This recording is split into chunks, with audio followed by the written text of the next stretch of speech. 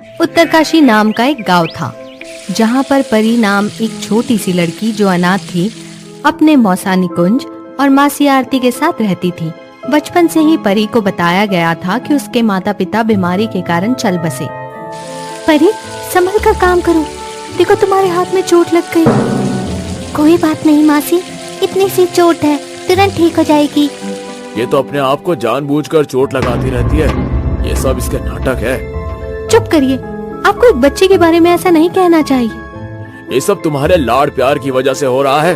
देखना, गांव में एक दिन ये लड़की के कारण हमारा नाम खराब हो जाएगा। पता नहीं ऐसा हमने क्या किया कि दूसरे का बोझ हम पर आ गिरा। बेटा, तुम अपने मौसा जी की बातों पर ध्यान मत देना। ये गांव वालों की छोटी सोच की वजह से ये भी वही सोच रखने लगे हैं। उसके बाद आरती रसोई में से बाहर निकुंज से अकेले में बात करती है। आपको ऐसा नहीं कहना चाहिए, वो एक छोटी बच्ची है। तुम फिर से उसकी तरफदारी करने आ गई। आखिर मैंने ऐसा क्या बोल दिया? उस परी की वजह से सारे गांव वालों के ताने सुनने पड़ते हैं और ना ही कोई ढंग का काम मिलता है। जो कुछ हुआ उसमें परी की क्या गलती थी? वो तो बस एक छोटी बच्ची है। बच्ची नहीं है वो, ना वो पैदा होती, ना ही जीजी और जीजा जी का श्राप मिलता। उस श्राप के कारण वो आज भी बर्फ में कैद है। अब मुझे और कुछ नहीं सुनना, मैं उसको सरपंच के पास सौंप दूंगा। वो परी को अनाथ आश्रम में भेज देंगे। एक बला तो टलेगी हमारी जिंदगी से। जब निकुंज और आरती ये बातें कर रहे थे, ये सारी बातें परी रसोई घर से सुन रही थी। और जैसे ही वो सुनती है कि उसके माँ बाप जिंदा है, वो रसोई घर से बाहर आती है। क्या मेरे माता पिता जिंदा है? मुझे सारी बातें बताइए मासी, मैं वो सब करूँगी जो आप कहेंगे। बस मुझे बताइए मेरे माता पिता कहाँ हैं? सारी गलती तुम्हारी है बेटी। आरती, मैं जा रहा हूँ सरपंच जी के पास, परी को अनाथ आश्रम में छोड़ने की सिफारिश लेके। निकुंज ये कहकर सरपंच के पास चले जाता है और यहाँ परी अपनी मासी से अपने माता पिता के बारे में पूछती है। मासी, मेरे माता पिता के साथ क्या हुआ है और वो कहाँ पर है, मुझे बताइए ना। हाँ बेटा, मैं पूरी बातें बताती हूँ। ये तब की बात है जब तुम पैदा हुई थी। तुम्हारी माँ जानकी और पिता मनोज एक ढाबा चलाया करते थे। जानकी, जब से हमारी परी पैदा हुई है तब से हमारा ढाबा काफी जोरों शोरों से चल रहा है। हाँ, आप सही कह रहे हैं। परी के आने के बाद हमारी जिंदगी में बड़ी खुशहाली आई है। मनोज के ढाबे की चर्चा पूरी गांव में हो रही थी और ये सब देखकर सरपंच के दिल में ईर्ष्या जाग उठी है। कब से देख रहा हूँ सारे गांव में इस ढाबे की वाहवाही हो रही है। अगर ऐसा ही चलता रहा तो ये मुझसे ज्यादा गांव में प्रभावित और शक्तिशाली हो जाएगा। मुझे कुछ करना होगा। फिर गांव में एक दिन एक संत आते हैं और पेड़ के नीचे बैठकर आराम करने लगते हैं। ये बात सुनकर मनोज उस संत से मिलने जाता है। संत जी, आपका ये गांव में बहुत बहुत स्वागत है। शुक्रिया बेटा, बस थोड़ा इस पेड़ के नीचे आराम कर रहा हूँ। बस कुछ खाने का इंतजाम करना है। आप बिल्कुल चिंता मत कीजिए, मैं एक बहुत अच्छा ढाबा चलाता हूँ। अभी जाके अपने कामगार को आपके पास खाना लेकर भेजता हूँ।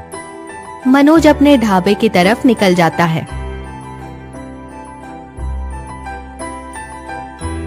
और ये सारी बातें सरपंच पेड़ के पीछे खड़े होकर सुन लेता है। अभी मजा आएगा, अभी दिखा दो इस मनोज को, बहुत ढाबा ढाबा करता है ना। मनोज खाना तैयार करके उसे बांधकर अपने कामगार रवि को दे देता है। रवि, जाओ, पेड़ के नीचे तुम्हें एक संत मिलेंगे, उन्हें जाके ये खाना दे के आओ, उन्हें बहुत भूख लगी होगी। जी मालिक, मैं तुरंत जाकर ये खाना संत तक पहुंचाता हूँ। रवि खाना लेकर ढाबे से निकल जाता है।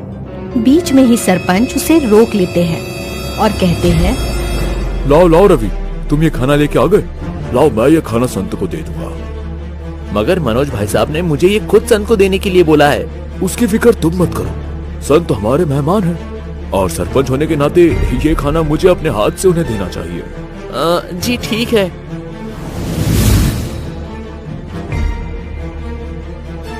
सरपंच खाने में कई ज्यादा तीखी मिर्ची का पाउडर डाल देता है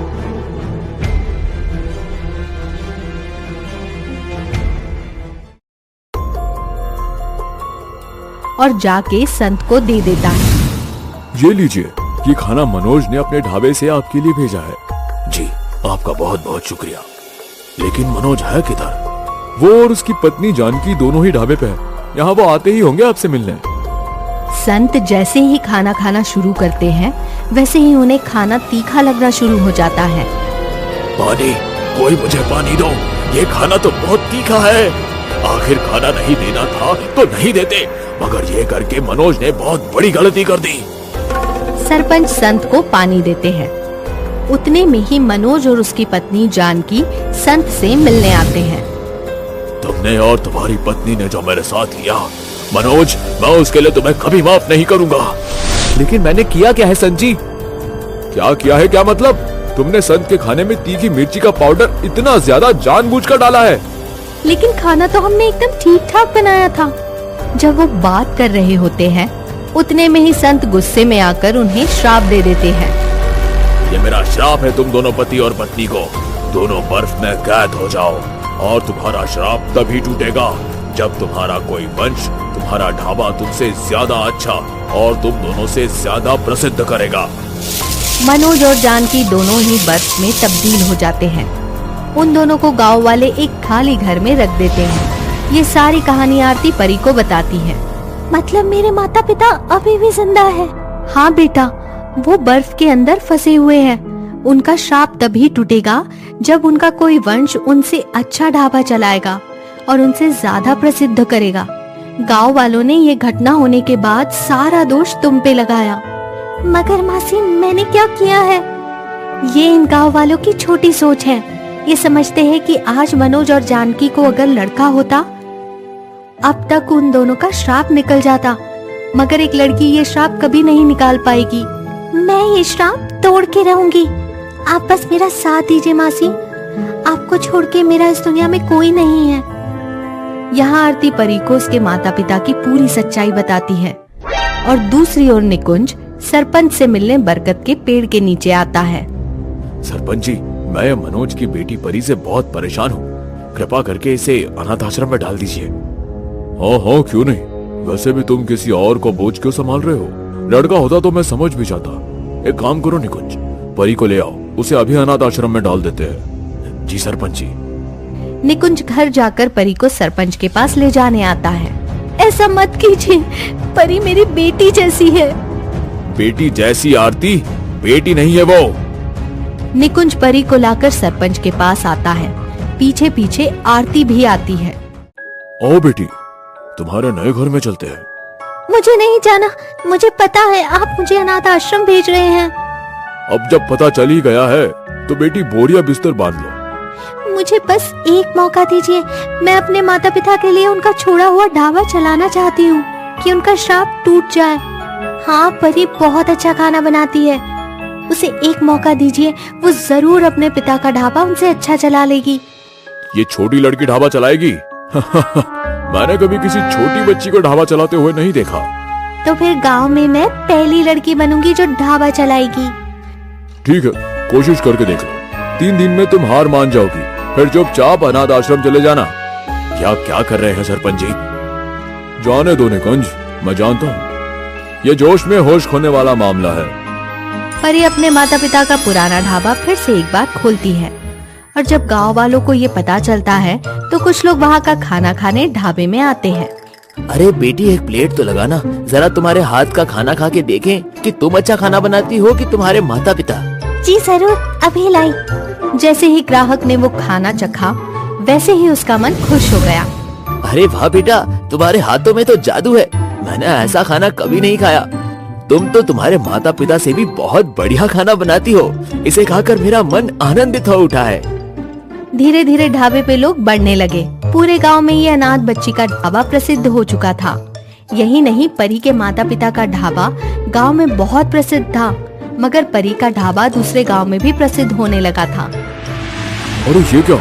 इस बच्ची का ढाबा तो काफी जोरों शोरों से चल रहा है। ये क्या आफत है? पहले इसके माँ बाप, अब ये, इसे भी देख लूंगा। फिर एक बार गांव में संत आते हैं और पेड़ के नीचे आकर विश्राम करने लगते हैं। आरती जाकर संत से मिलती है। संत जी, आपका ये गांव में बहुत बहुत स्वागत है। हाँ बेटी, तुम्हारा शुक्रिया। बस थोड़ा खाने का बंदोबस्त हो जाता तो काफी अच्छा रहता। काफी दिनों से मैंने कुछ नहीं खाया है। जी संत जी, आप बिल्कुल चिंता मत कीजिए। मैं आपको गांव के सबसे अच्छे ढाबे का खाना लेकर आती हूँ। ये सारी बात एक बार फिर से सरपंच सुन लेते हैं और जाकर निकुंज को बताते हैं। निकुंज, मेरे पास एक तरकीब है। जैसा मैं कहता हूँ वैसा करना। जैसा आप कहे सरपंच जी। ये लड़की मेरा नाम और डुबा रही है, इसे रोकना होगा। आरती परी से खाना लेकर संत के पास जा रही होती है। वैसे ही बीच में उसे निकुंज मिलता है और कहता है, लाओ मैं ये खाना संत को दे के आता हूँ। तुम जाओ परी को लेकर संत जी से मिलने आ जाना थोड़ी देर बाद। जी शुक्रिया मदद के लिए। जैसे ही आरती ढाबा से निकलती है वैसे ही सरपंच पेड़ के पीछे से निकल आते हैं और खाने में मिर्ची का पाउडर मिला देते हैं।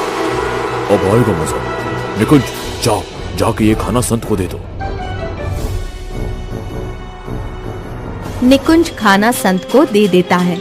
जैसे ही संत खाना खाने जाते हैं वहाँ पर परी के माता पिता आ जाते हैं। संत जी नहीं, ये खाना मत खाइए। इसमें कई ज्यादा मिर्ची का पाउडर। उसी समय पर परी और आरती भी वहाँ पहुँचते हैं। संत जी, जो खाना आपने खाया था, जिसके कारण आपने हमें श्राप दिया था, उसमें भी ये मिर्ची का पाउडर सरपंच ने ही डाला था और ये वापस यही मेरी बेटी के साथ करना चाहते थे। मनोज, जानकी, तुम दोनों को यहाँ देखकर अच्छा लगा। आखिरकार तुम्हारा श्राप टूट ही गया। हमारी प्यारी परी के कारण ये मुमकिन हुआ है। सरपंच, तुम्हारी वजह से ये लोगों को बहुत दुख झेलना पड़ा है। अब ये श्राप तुम्हें लग जाएगा और तब तक नहीं टूटेगा जब तक मनोज तुम्हें माफ नहीं करता।